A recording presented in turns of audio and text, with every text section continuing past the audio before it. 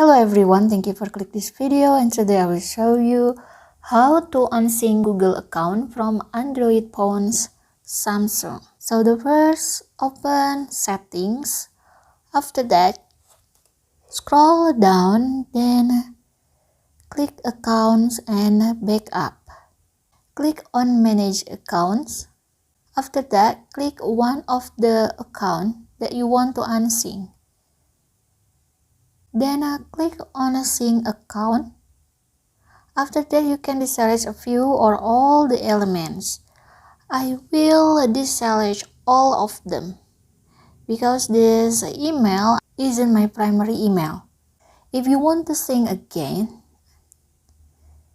like maybe only your Drive or your Gmail, you can click on the toggle until it changes to blue like this.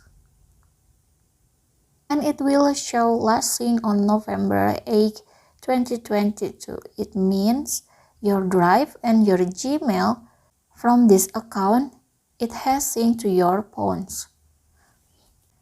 So this is how to unsync Google account from Android phone Samsung. If you think this content is helpful for you, please click thanks below.